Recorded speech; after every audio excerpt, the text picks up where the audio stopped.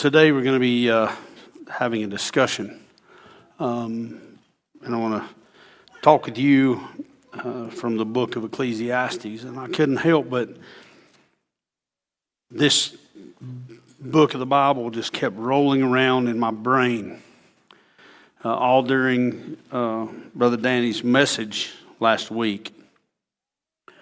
And as I was reading yesterday evening, I went back and did a refresher, read through the whole book of Ecclesiastes again.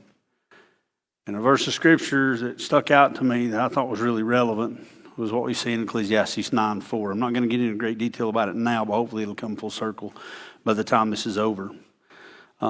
Which reads, I used the faithful version, the AFV translation, that says, for whoever is among the living, there is hope. For a living dog is better than a dead lion. And hopefully, again, that will make a little more sense to you toward the end of the message. But I want to begin an introduction by reminding you and having you recall, for those of you who haven't had a chance to hear it, I would encourage you to get on our YouTube channel or get on our ministry page and listen to Danny's message last week, in which he had titled Preparation for Revival. It's weird to me because that's a word we heard often in the mainstream church, and that's a word you don't really hear often in this walk about this revival thing. But during his message, Danny said several things that were very, very relevant to the lives of believers today, congregations across this world, and even this one here. He talked about stopping procrastinating. Don't put off till tomorrow what should be done today. He talked a lot about getting rid of junk in our lives. And that's relevant to me because a man and I are doing a serious, what's the word I'm looking for? Reduction in junk in our lives, and I'm talking about material things, physical things. It's amazing when you get married, and after 25 years of marriage, you look and you know all the junk you've accumulated. And I find things sometimes I didn't even remember I even owned. But we're trying to clear out some things, especially after we're doing the remodel in our basement, trying to do some things around the house. And there's some things sitting in my yard in certain places that are not really appealing right now. And my wife can attest to this. Those of you who visit, I've got a 20-foot storage pod in my front yard right in front of my circle driveway that's been there way too long, according to my wife. And it should be moved, and we're working toward trying to do that because it's an eyesore and we need to get it moved. But then he was talking about getting rid of junk in our lives, and he was talking about anything, whether it be physical, material, or spiritual things in our lives that we need to do an inventory. He talked about getting priorities in order in preparation for a revival to take place. And he talked about how that, major movements in works of Yahweh that have taken place in history, often referred to as the Great Awakening periods, and some amazing things that took place. And he talked about rocks in a jar. And I don't know how many of you have ever seen that skit before. Any of you ever seen that skit before? And where you have a whole bunch of several big rocks, and you have a lot of little bitty tiny pebbles, and the goal is to try to get all of it that you can to fit within the jar. And if you don't put it in the right order, it will not go. If you take all these little bitty pebbles and you put them in first, the big rocks won't fit, and you'll overflow, because those big rocks are supposed to represent priorities in your life, and those little pebbles are to represent all the fringe things that don't really matter in the grand scheme of things. And it represents the point that Danny was talking about getting rid of junk, the things that are frivolous and really unimportant in our lives. He gave a warning, especially to young people, that they probably didn't even really hear, talking about the brevity of life. It seems like when you're a young kid, especially when it comes to a man, I speak from a man's perspective because that's what I am. is we grow up and it seems like 15 and it takes forever to get here so you can get your learner's license. And then the next 12 months are the longest 12 months of history till you can get your driver's license. And then you're waiting to become 18 so that you can be considered by all legal terms to be a man, no longer a boy.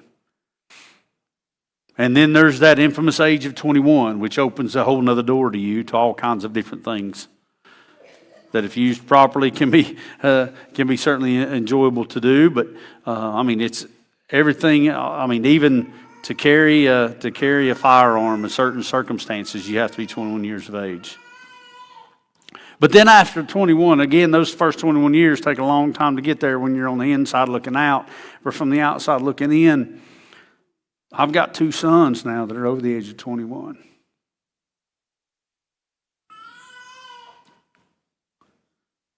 That time came and went really quick.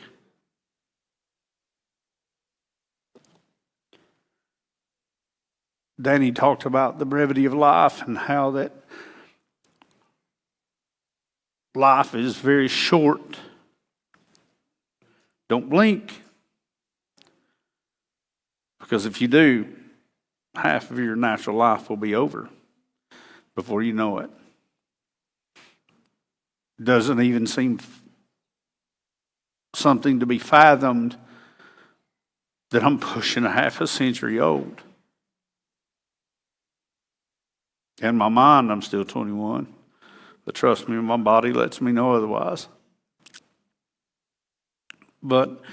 And as Danny spoke about these things, I began to reflect and realize that I'd put a lot of focus on a lot of things in my life that didn't really matter in the grand scheme of things.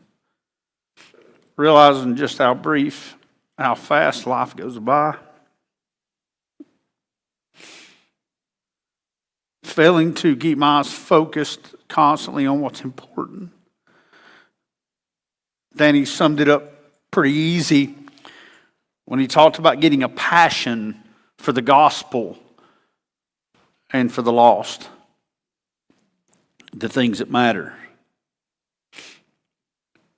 And as he was reading these various passages that were speaking to me personally, and I'm sure he was speaking to many of you, but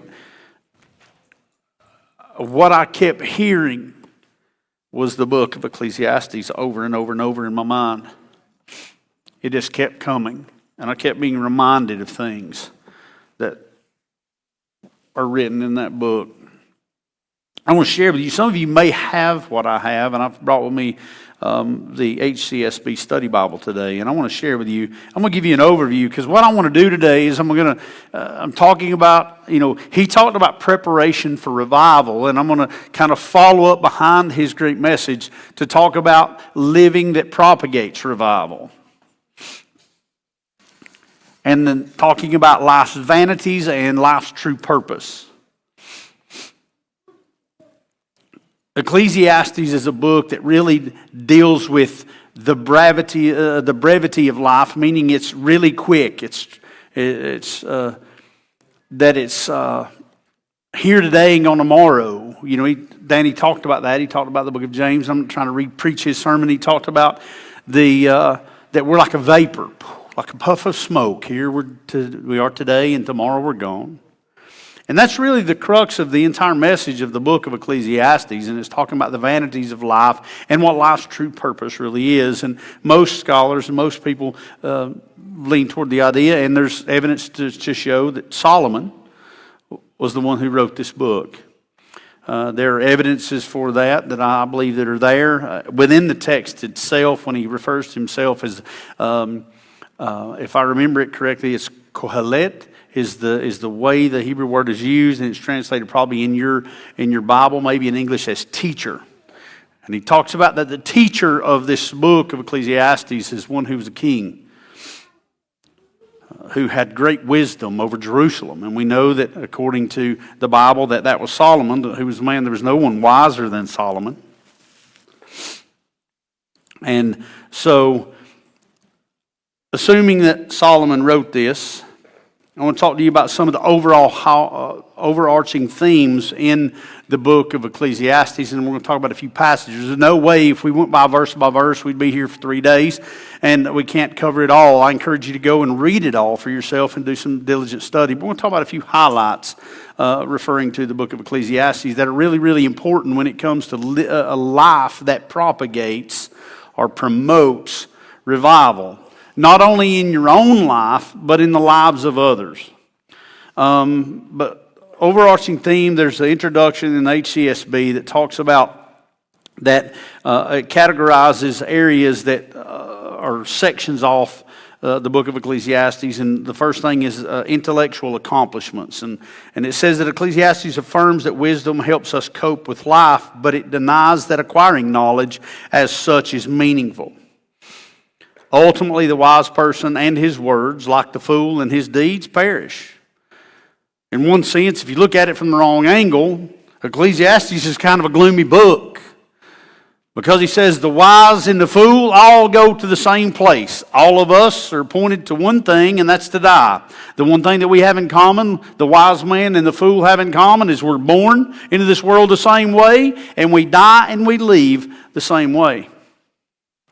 The focus of Ecclesiastes is not the gloominess of death, though. Matter of fact, in the book of Ecclesiastes, he said to be dead is better than to be living. Because of the stresses and the burdens and the worries and the toil and the strife of life. Whether that be internal strife with one's own sin, whether that be external strife between relationships with other people, with the world, governments at war with each other, but the whole world is full of toil and strife. Ecclesiastes talks about wealth and luxury and about how that wealth does not give life purpose. Furthermore, it goes on to tell us that those who pursue riches waste their lives in bitterness and anxiety and toil and strife. Although it says Ecclesiastes teaches that, it also teaches that money does matter. It affirms that we need a strategy for maintaining a basic level of living, but not to let it consume us. Wealth itself cannot be a substitute or will not bring about contentment in our lives. I know people personally, people in my life, people in my own family that strive for accomplishments, thinking it will bring them fulfillment, material things, and they never do.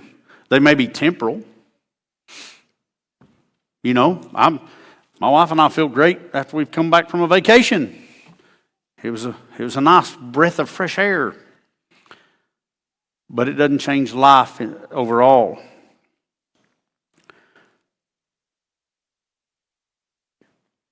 Another thing that Ecclesiastes discusses is it talks about religion.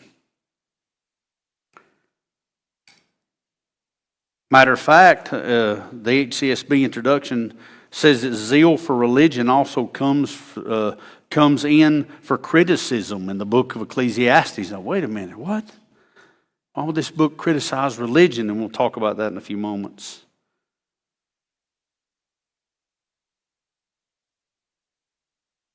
But the two major themes that it deals with within religion is really two things, two warnings.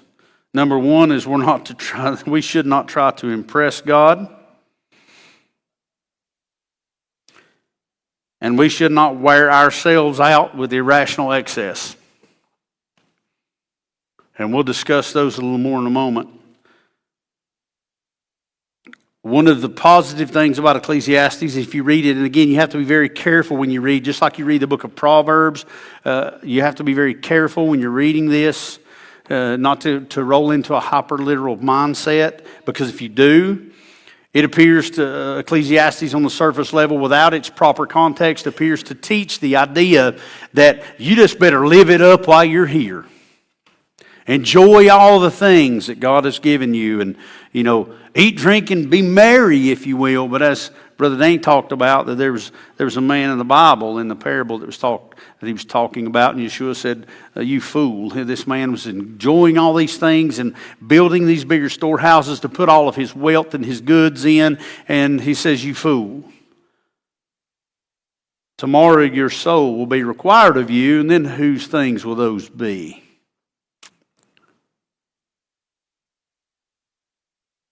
And so we have to be very careful when we're looking at the book of Ecclesiastes. It's talking about enjoying life, but it's doing it in the proper context. It's finding joy in the goodness of God through righteousness is the key.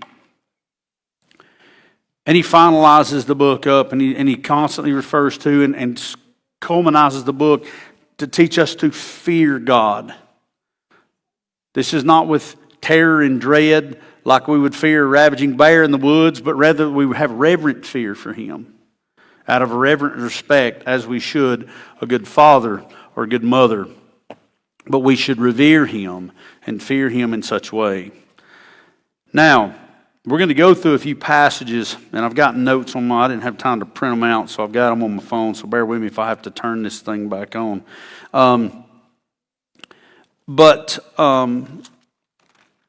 One of the first points, and there's several points I'm going to hit reaching toward the end. My goal is to try to get us as quickly as possible toward the end of the book. Because if we're talking about revival and we're talking about God doing a work, even within our own assembly, to make a difference in this community, this community, this county, this state, the tri-state southeast area, and the entire United States, or even the entire world, then he posed the question, he challenged, why couldn't it start here? We're reading about 12 lowly men to this day that Yeshua chose that changed the world. I've heard it said by preachers before, said if they just felt like that they had 12 sold out men. Now it's not saying not women, it's referring that as a general statement. But 12 people that are entirely sold out, they could make a tremendous difference in the world. One of the major themes of Ecclesiastes, again, is talking about searching for fulfillment in men, or in general. Parents, friends, spouses, even children will all fall short.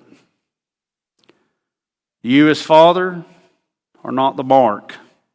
You're not the bar for righteousness. Danny's not. Jeremy's not. I'm not. You're not. The bar was set far too high for us to achieve. But in Ecclesiastes chapter 2, I want to read a few verses and then we'll discuss them and about the overall theme. And Ecclesiastes 2, 1 through 11 is talking about material things. And I'm going to read this from the Lexham English Bible. And if you've got the Lexham English Bible actually has a heading title over this section that is Kohelet's Investigation of Self-Indulgence. Kohelet again means teacher. That's the Hebrew word. It's referring to teacher. And it says, I said to myself, come, I will test pleasure to see whether it is worthwhile. But look, this is also vanity.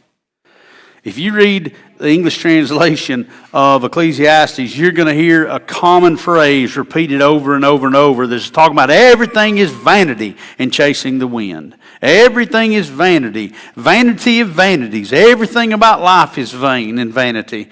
But we got to look at it in the proper context. We can take vanity, and if you look up the definition the wrong way, it can refer to something being absolutely worthless. Now, are we to suppose that we're to say that our life is absolutely meaningless or pointless? That would be very contradictory. But Yahweh having a plan for our lives as being part of His intricate part of the advancement of His kingdom, that He uses us as vessels. So therefore, we have value. We're important, we're unique, and that's the way Kyle talked about these children that we have, that we are special and unique, and we're built and formed by God in our mother's womb, and we have value. So you have a place in this world that has value.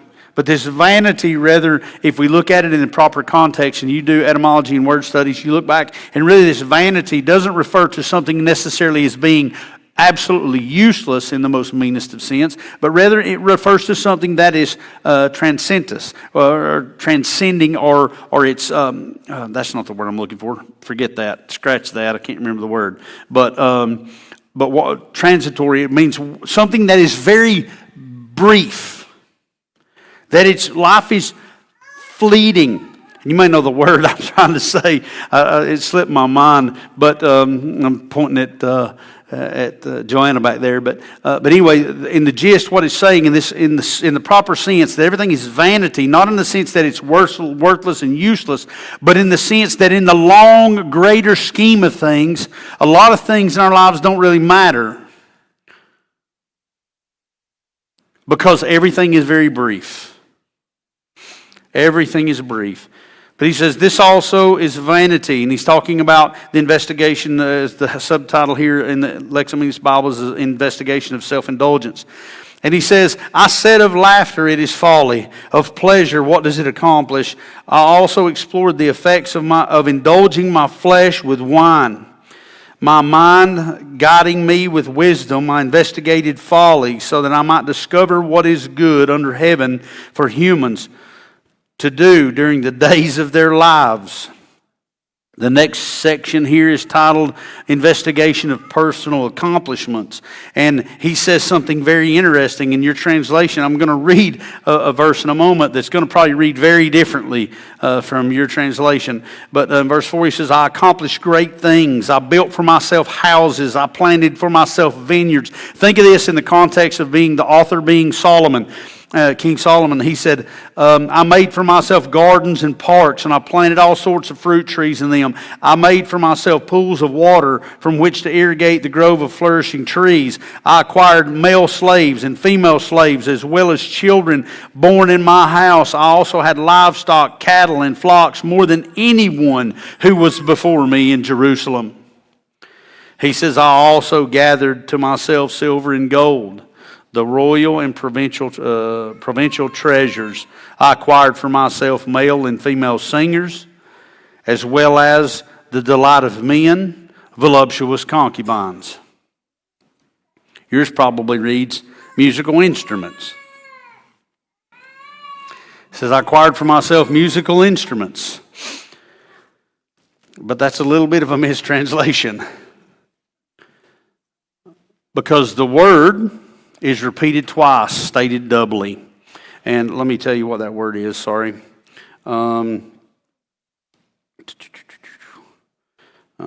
That word is Shaddai. And the word, and the way it reads in the Hebrew, and it ends, and he says, and he got male and female singers, and then also the delights of that which brings men pleasure, in the sense, and he's talking about carnal pleasure, and he says, Shaddai, Shaddai. And that word really translates a concubine, a wife, or harem. And he's saying, literally when I studied this out, we use phrases very similar. Synodoki is the word that we use is to describe the type of word it is, and what it is like me saying that I could look at Danny and say, Danny is a man's man. He's a man of men, right? Well, let me tell you what this word Shaddai means. It can literally be translated as women of women. I accumulated for myself women of women. And when I say Danny is a man of men, what am I saying about Danny? Danny is above the bar. Danny is a man of men. He is a man's man. He's the icon of men and what a man should be. In the same way, Solomon here is saying, and I collected for myself women of women. In other words, he's saying, I got the best of the best.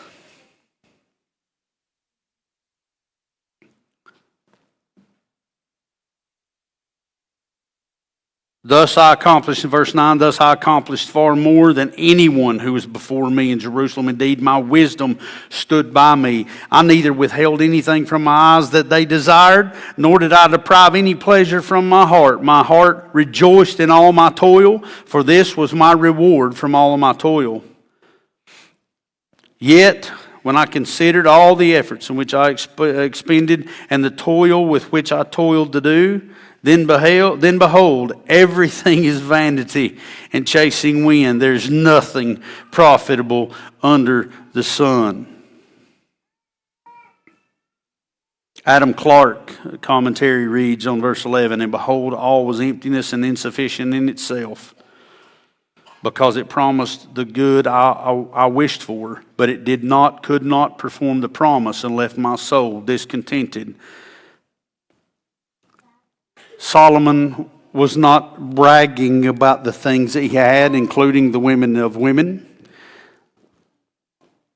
I was reminded as I read this about Paul describing himself to be a Pharisee of Pharisees. And he gave his resume, if you will, that I am a Pharisee of Pharisees according to the law. And in the same sense, Solomon is saying here, I indulged myself in material things and physical pleasures above and beyond anyone that ever could. But in the end, I found that all of it was worthless. The lesson that it teaches us is very, very simple. Striving your whole life for material things and sensual or physical pleasures will never bring you satisfaction.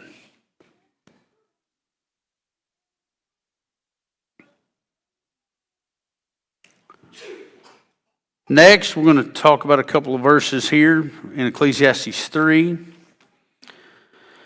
and reference one single verse in chapter 8. I'm going to read to you Ecclesiastes 3, 1 through 8. And in the HCSB, the header of this is called The Mystery of Time. And the author of Ecclesiastes writes, there is an occasion for everything and a time for every activity under heaven. A time to give birth and a time to die. A time to plant and a time to uproot. A time to kill and a time to heal. A time to tear down and a time to build. A time to weep and a time to laugh. A time to mourn and a time to dance. A time to throw stones and a time to gather stones. A time to embrace and a time to avoid embracing. A time to search and a time to count as lost. A time to keep and a time to throw away. A time to tear and a time to sow. A time to be silent and a time to speak. A time to love and a time to hate. A time for war and a time for peace. In Ecclesiastes 8:6 reads, for every activity there's a right time and a procedure, even though a man's troubles are heavy to him. When I read this and I think about the world we're in and the realm of ministry, and especially this walk, there is something that's very important for us to realize. And it's that busyness does not always or necessarily equate to godliness. We can be running around like a chicken with our head cut off, trying to do the work and do the things of God because we're trying to do something and we're trying to make a difference. But that doesn't necessarily, there's a time and place for everything. There's a time to speak and there's a time to shut up. Just like he gives the examples in chapter 3, there's a time for every activity. I think a lot of those who claim to be in this walk could learn a lot from that, because what many people I see want to do, and getting on, especially on social media, that Jeremy and I talk about often, is people are just busy trying to do something. They trying to do something. They're trying to make a difference without truly following the guidance and understand that there's a time and place to do everything. And in doing so, they cause more harm than they do good. Ecclesiastes 5, verses 10 and 12. Says, the one who loves money is never satisfied with money, and whoever loves wealth is never satisfied with income. This too is futile. When good things increase, the one who consumed them multiply. What then? Is the profit of the owner, except to gaze at them with his eyes? The sleep of the worker is sweet, whether he eats little or much, but the abundance of riches permit him no sleep. This teaches us that no amount of wealth can bring comfort and satisfaction.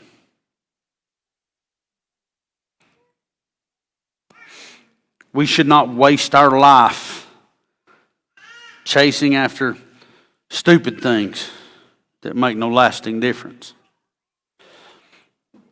But rather we're to do as Yeshua said, we're to lay up for ourselves treasures in heaven. Next we find let's talk about a subject that Ecclesiastes discusses in chapter 7,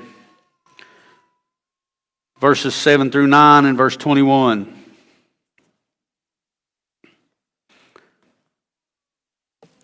I'm going to read this in my Lexham English. Up. And again, we're in Ecclesiastes 7 through 9. It says, surely oppression makes a fool of the wise, and a bribe corrupts the heart. The end of a matter is better than its beginning. Better to be slow to anger than hot-headed. Do not be quick in your spirit to anger, for anger lodges in the bosom of fools.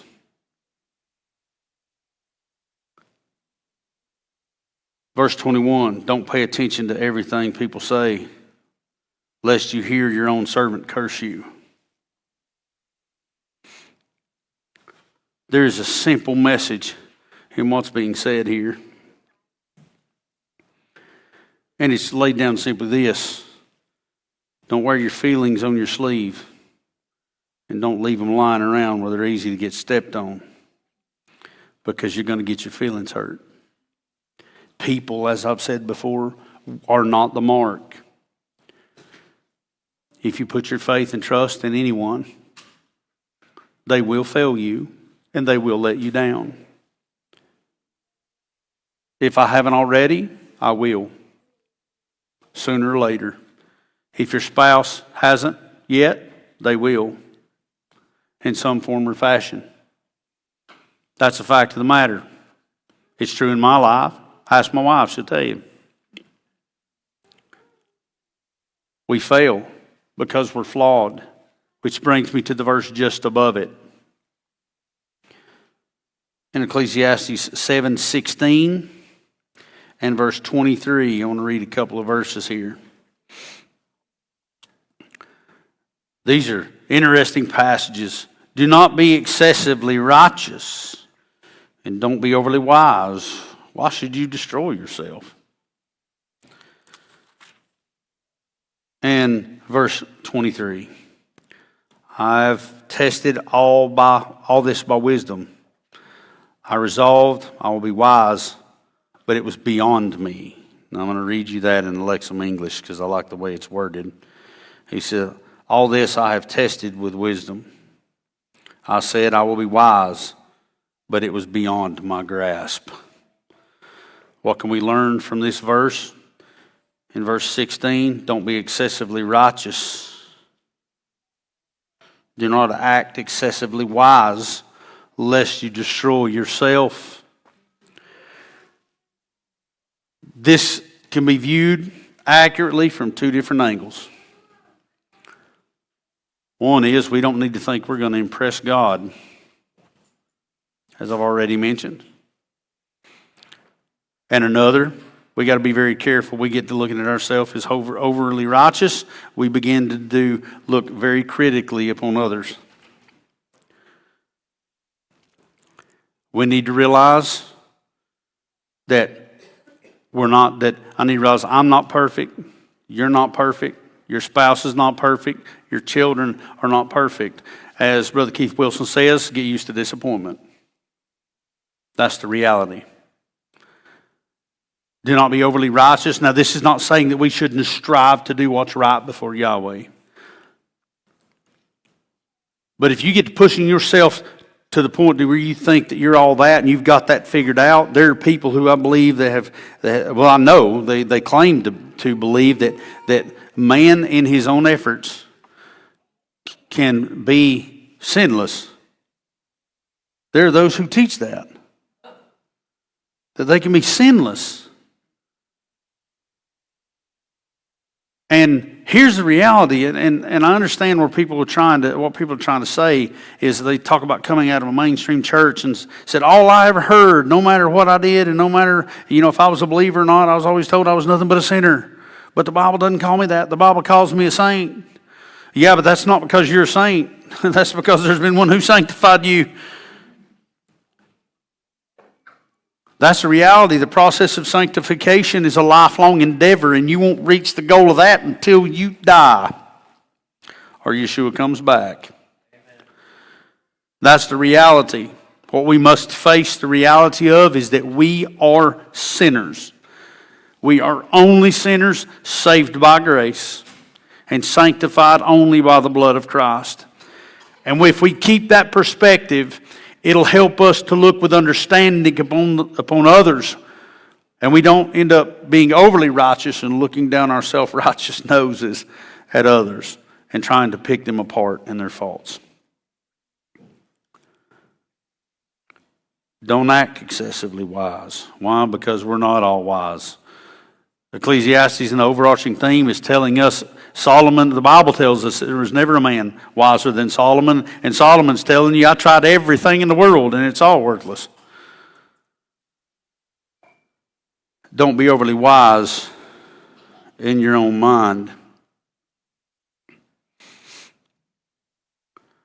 Again, looking at verse 20, there in that same chapter, he tells us, there is certainly no righteous man on earth who does good and never sins.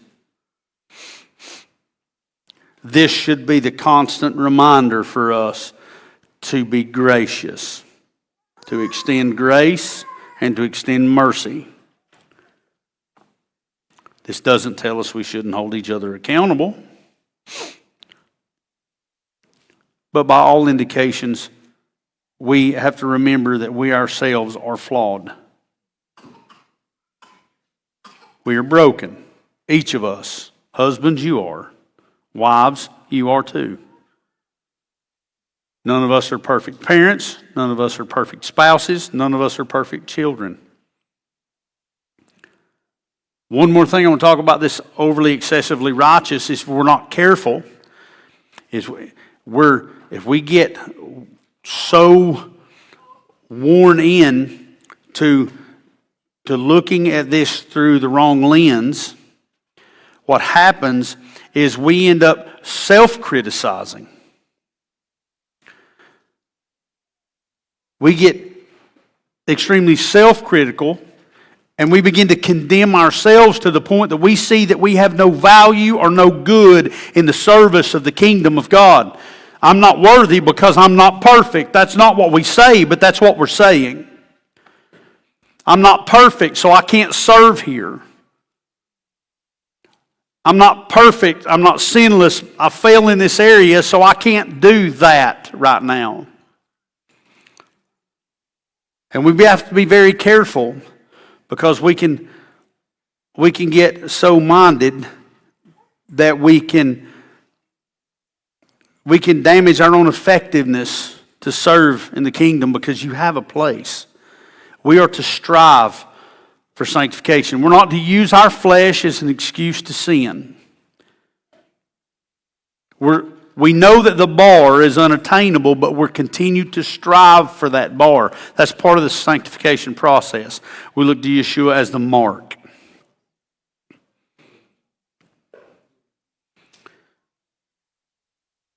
Again, keep in mind that we are indeed not perfect. So surely extend grace and mercy. In Ecclesiastes 9, verses 4 through 10.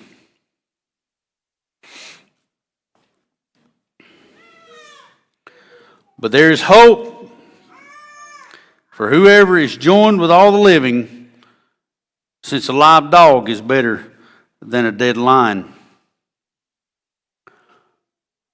For the living know nothing, or for the living know that they will die. For the living know that they will die, but the dead do not know anything. There is no longer a reward for them, because the memory of them is forgotten.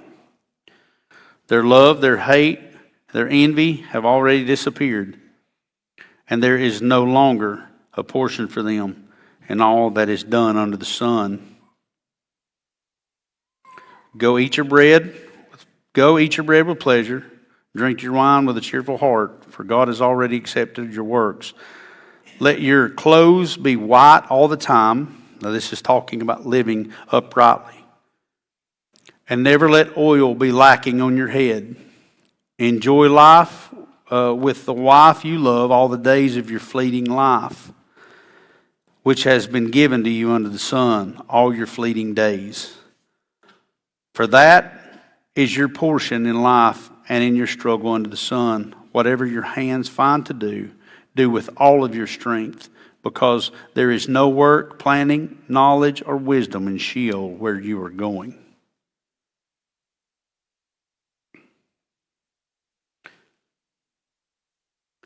Wise men understand that life is fleeting, and it's sad that many of us have to get to the point where half of our natural life, by all indications and estimations, is half over before we realize this.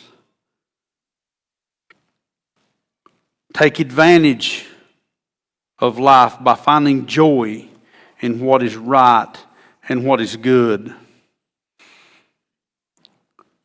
He gives an example of enjoy the wife of your youth.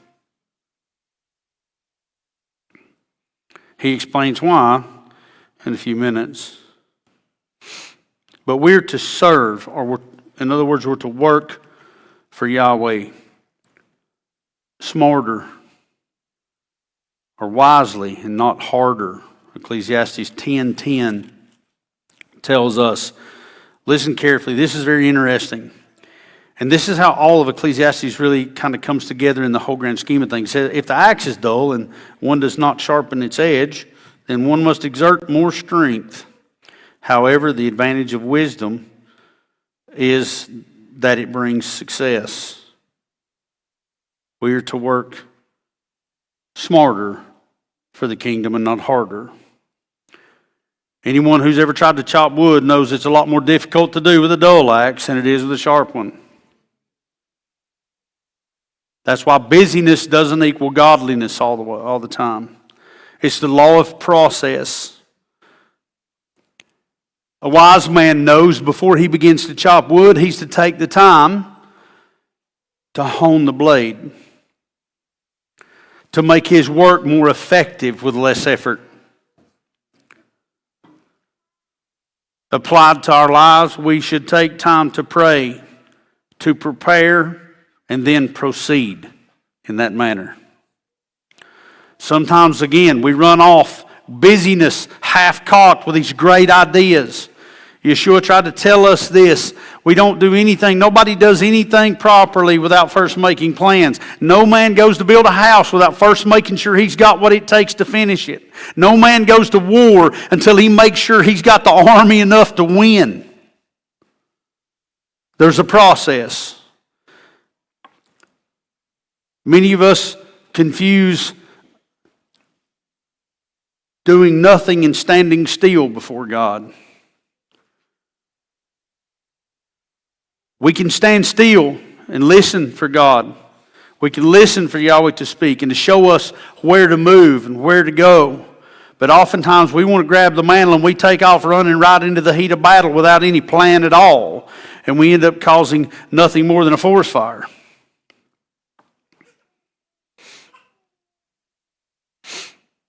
The whole point begins to sum up in chapter 12, which is where I wanted to get to. Brings about, and again, I'm going to touch back on this verse on 9:4, that whoever is among the living, there is hope. For a living dog is better than a dead lion. What does that mean? Is while you're alive, there's still hope for you to be effective in the kingdom of God. If you're among the living. Because if you're among the dead, not so much. Now, some people use the verses in 9:5 that the dead know nothing, to refer to the fact that we're all asleep and know there's no consciousness. But Ecclesiastes is not dealing with what goes on in the afterlife. Ecclesiastes is talking about what's going on in life right now while you're under the sun. Means while you're still alive. Daytime in Ecclesiastes refers to life. Darkness, nighttime in Ecclesiastes refers to the time that you're dead. We put up hay. It's an old saying here, and I know in the South, and any kind of farmer knows, we put up hay while the sun's shining.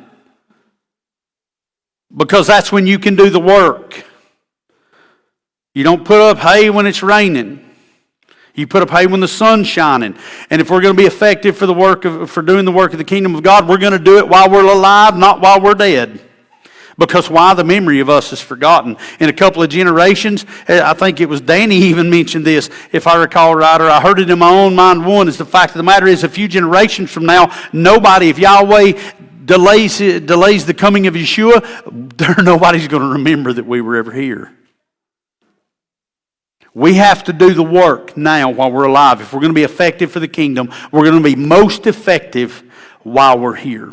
And that's the message of Ecclesiastes. And he tells us in Ecclesiastes 12:1, he says, so remember your Creator in the days of your youth.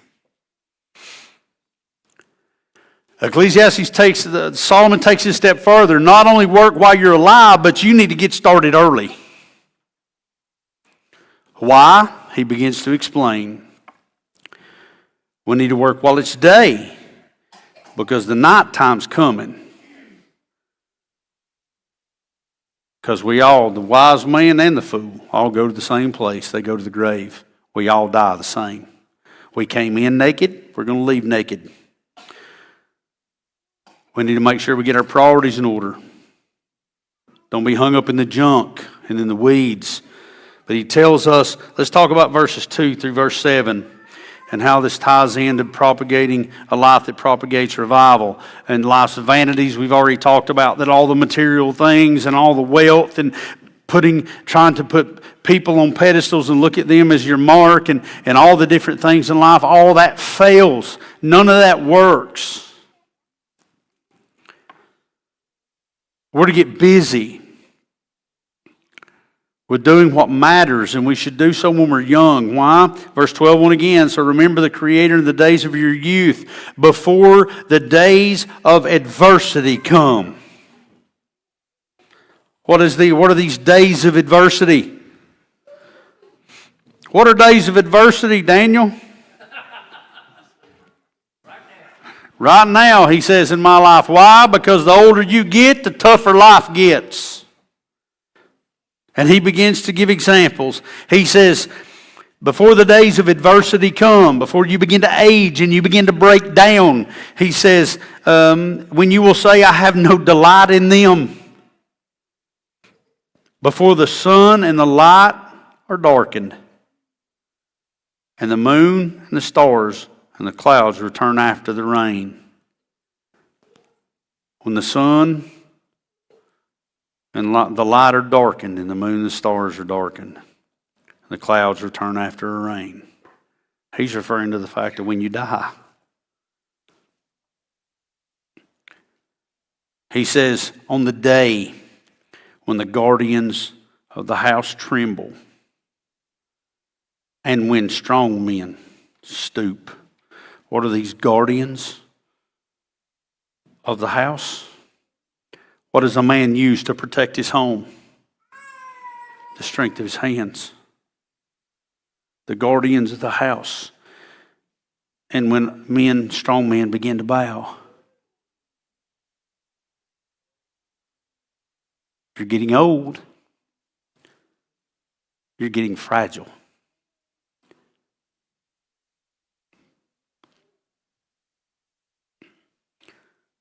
Now, King James reads in the next part there, he says, when the sound of grinding is low because they're few. HCSB says the women who grind cease because they're few. The imagery here, he's talking about your teeth falling out and you can't chew your food. That's the grinders. And the ones who watch through the windows see dimly. That's referring to your eyes. And then you begin to wear these because eyes begin to fail. Looking out the windows is not so clear now. Everything's more dim than it was before, or blurry. And the doors at the street are shut while the sound of the meal fades. When one rises at the sound of a bird, and all the daughters of the song grow faint. What in the world is he talking about? He's talking about when you lose your hearing. The sound of the workers and the grinding of the meal is low. It's muffled now. But then you can't sleep well because you wake up at the sound of a bird outside your window.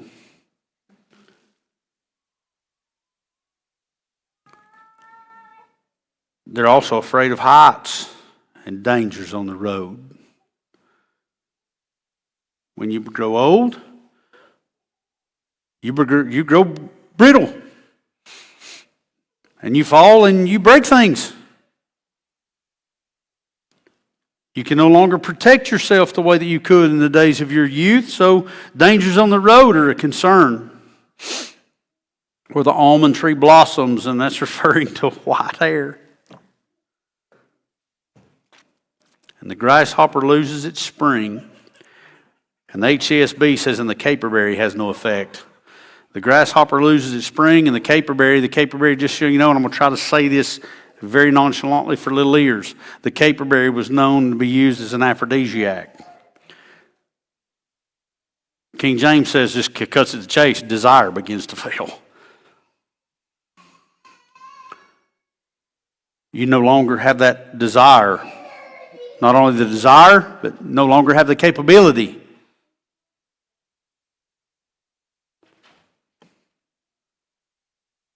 It says, for a man is headed to his eternal home, and mourners will walk around in the street before the silver cord is snapped. Most scholars think that that's it's a reference to spinal cord.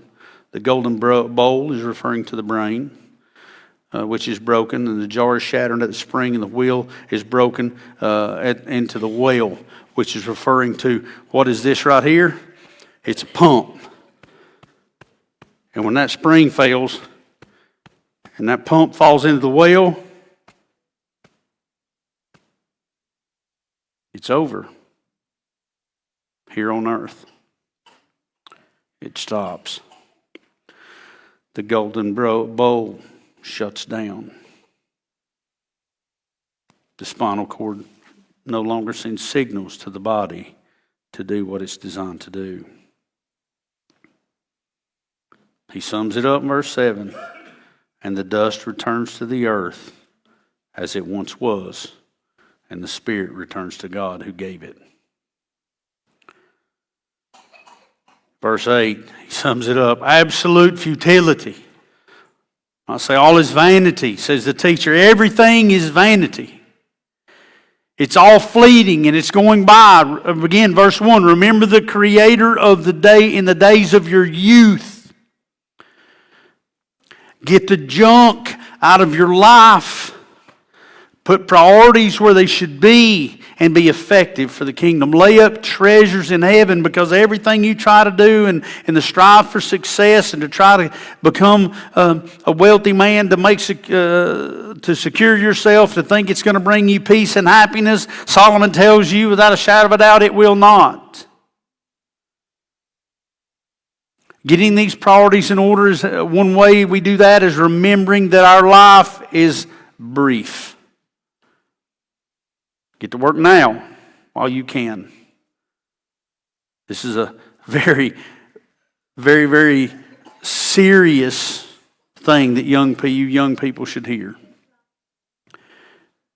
Get serious about your life and about your goals and what you're aspiring to do.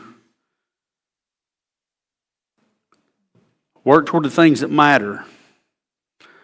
But if you're older, don't forget.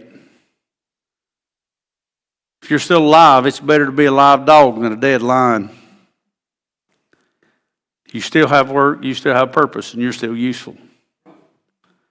That's right. So we got to remember that. He sums it up in chapter 12. As I keep reading, he says, I'm going to read the rest of the chapter because we got time to close out. In addition to the teacher being a wise man, he constantly taught the people knowledge. He weighed, explored, and arranged many proverbs. The teacher sought to find delightful sayings and write the words of truth accurately. The sayings of the wise are like goads. What does a goad do? It's a sharp stick that pokes the ox to work. And he said, and those from masters of collections are like firmly embedded nails. The sayings are given by one shepherd. But beyond these, my son, be warned. There is no end in the making of many books, and much study wears the body.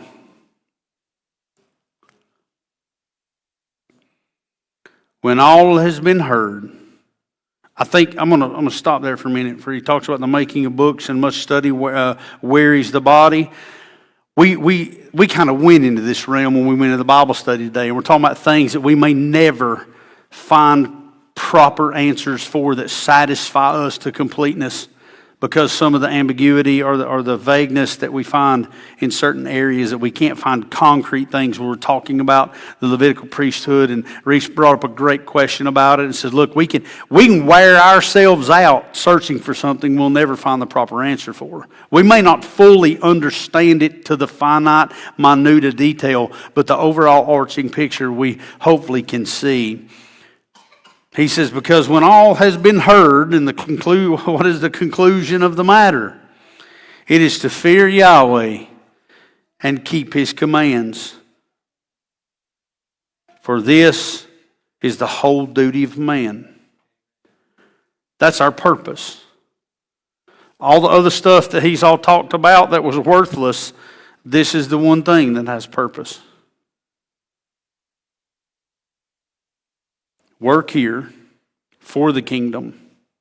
It's not about, Danny said, it's not about you. It's not about me.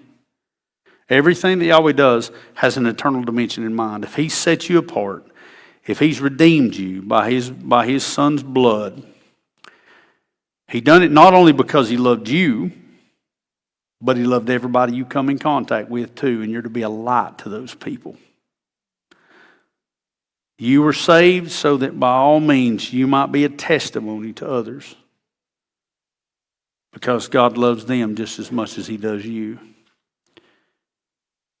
And if we get life priorities in perspective, understanding that we have a short amount of time to do what we're going to do, so we better be about it, it will help us to propagate a life, or to have a life that propagates revival, and understand that we have things in life that don't matter, they're vain, and that our true purpose is to advance the kingdom of God. And one day we'll hear, good and faithful servant. Well done. Yahweh bless you.